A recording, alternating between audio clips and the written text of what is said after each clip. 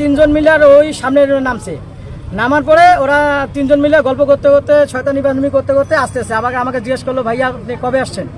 আমি বললাম যে ভাইয়া আমি তো আসছি কয়েকদিন হলো, তো কবে যাবেন? আমি তো 2-1 দিনের মধ্যে ঢাকা চলে যাব। আমি আবার ঢাকায় থাকি। আচ্ছা। তো শখে এখানে মাছ মারতে আসছি, তো শখ করে মাছ মারতে আসছি। ওরা তিনজন মিলে আসতেছে, গল্প করতেছে। তো আমি বললাম যে ওদিকে ভাইয়া ওদিকে যাইও না, গভীর পানি আছে, তোমরা এখানেই গোসল করো। না ভাইয়া আমরা এদিকে গোসল করে এদিক দিয়ে উঠে চলে যাবো। তা আমি ঠিক আছে, তুমি বেশি দূর যাও না, এদিকেই থাকো। আর না হলে তোমরা গোসল করার বেশি শখ থাকলে তোমরা ক্যাম্পের সামনে যাও, ওদিকে অনেক লোক আছে, ওদিকে পানিও আছে, ওখানে তোমরা গোসল করো। পরে ওরা কথা আছে ঠিক আছে ভাই সামনে থেকে উঠে যাবো। এই উঠতে বলতে বলতে বলতে তিনজন মিলে এভাবে মানে ইয়ে করতেছে, হাবুডুবু খাচ্ছে। তখন আমার ভাতিজা একটা ছোট বলতেছে, চাচু ওরা মানে তিনজনে ডুবতেছে। তো ডুবতেছে, আমি বলতাম না ওরা ডুবতেছে, ওরা তো একটু আগে বইলা গেল। তো পরে আমি বললাম কি ভাই ছোট ভাই তোর কি হয়েছে? কিছু বলে না। তারপর আমি দেখতেছি ও মা চিল্লাইতেছে, দৌড় দিয়ে আসিয়া একজন লাফ দিয়া একজন উদ্ধার করছি।